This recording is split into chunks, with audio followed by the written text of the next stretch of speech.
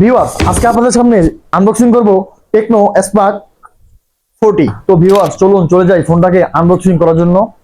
Viewers, এখন আপনাদের সামনে ফোনটাকে আমি আনবক্সিং করব।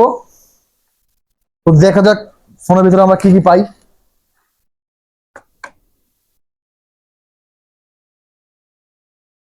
তো ফোনটাকে এখন ওপেন করছি।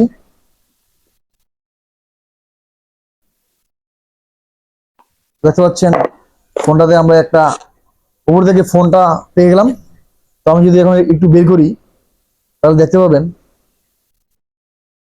বের করে তো বের করে দেখতে পাবেন ফোনটা বেশ স্লিম, দেখতে পাচ্ছেন। আর এদিকে পেয়ে যাচ্ছি একটা 13 মাসের ওয়ারেন্টি কার্ড।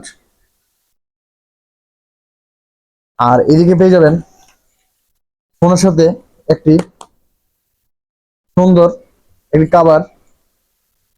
আর এদিকে পেয়ে যাচ্ছেন আপনি 45 ওয়াটের একটা ফাস্ট চার্জার। আর এদিকে পেয়ে যাচ্ছেন আপনি কেবল। আর এদিকে তো সিম রেজার থাকে, এদিকে সিম করা হয়। তো এখন আমি যদি ফোনটা যদি এখন কাভারে লাগাই তাহলে দেখতে পাবেন যে ফোনটা কত স্টাইলিশ এন্ড লুকিং চেঞ্জ হয়ে যায়। দেখতে পাচ্ছেন কত সুন্দর স্টাইলিশ। ভিউয়ার্স, দেখতে পাচ্ছেন এটা হচ্ছে মোবাইলের ফাইনাল আউটলুক। আমার কাছে দেখতে ফোনটা খুবই সুন্দর সুন্দর লাগতেছে। তো এখন চলুন ভিডিওর ফুল রিভিউতে চলে যাই। Let's check it out. তো ভিউয়ার্স, ফোনটার ডিজাইন এন্ড বিল কোয়ালিটি নিয়ে যদি কথা বলতে চাই তাহলে ফোনটা দেখতে হুবহু বর্তমান মার্কেটে আইফোন 17 প্রো ম্যাক্স এর মতো। এদিকে পিছনে 3টা ক্যামেরা হোল্ড রয়েছে, বাট এখানে মেইন ক্যামেরা হচ্ছে একটি।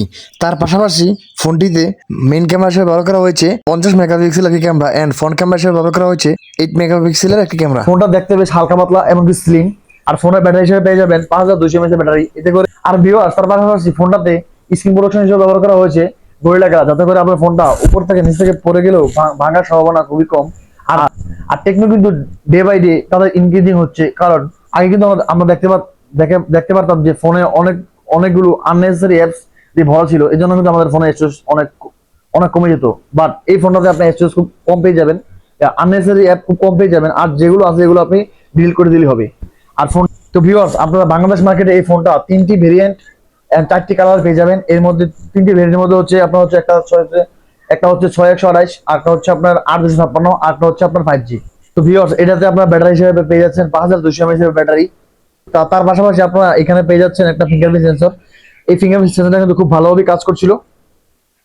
তো ভিউয়ার্স, ফোনটা আমার কাছে সব দিক থেকে পারফেক্ট মনে হয়েছে। ফোনটাকে ধরতে যেরকম স্লিম লাগছিল ঠিক তেমনি ফোনটাকে আপনার হাতে বেশ প্রফেশনাল লুক মানাবে, ঠিক যেন আইফোন 17 প্রো ম্যাক্সের মতো।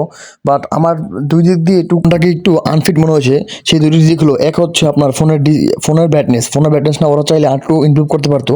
আর দ্বিতীয় নাম্বার যে একটু আমার ফোনটাকে কমতি মনে হয়েছে সেটা হচ্ছে গিয়ে ফোনটাকে ওরা চাইলে অ্যামোলেড ডিসপ্লে দিতে পারতো। এই দুটা জিনিস থাকলে ফোনটা একবার পরিপূর্ণ হয়ে যেত। তো তবুও ভাই, এই বাজেট রেঞ্জে যা কিছু টেকনো প্রোভাইড করছে তা কিন্তু খারাপ না, অনেক ভালো।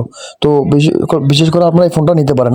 আমি নিয়েছি, আমিও ওভারঅল চালিয়ে ভালোই আউটপুট পেয়েছি। তার পাশাপাশি ফোনটি 100-128 হয় বন্ধুরা, ফোনটি খুব স্মুথলি চালাতে পেরেছি, কোনো লেগ করেনি ফোনটিতে। তার পাশাপাশি আমরা ফ্রি ফায়ারের মতো গেমসও খেলে দেখেছি যে খুব ভালোভাবেই গেমটিকে রান করতে পেরেছি। ফোনটিতে কোনো ধরনের লেগ পাওয়া যায়নি। তো ভিউয়ার্স, এই বাজেট রেঞ্জে ফোনটি দারুণ হতে পারে আপনার জন্য। তো ভিউয়ার্স, সব দিক দিয়ে কিন্তু কোনো ফোনের আপনি পারফেক্ট পাবেন না, কিছু না কিছু খুঁত থাকবেই। তো আমার সেদিক দিয়ে মনে হচ্ছে এই ফোনটা বেস্ট এই বাজেট রেঞ্জে। ভিউয়ার্স, ভিডিওটা কেমন লাগলো অবশ্যই কমেন্ট করে জানাবেন। আর যারা অলরেডি ফোন কিনেছেন তারা কিরকম ব্যবহারের অভিজ্ঞতা পাচ্ছেন তা আপনারা কমেন্ট করে জানিয়ে দিতে পারেন।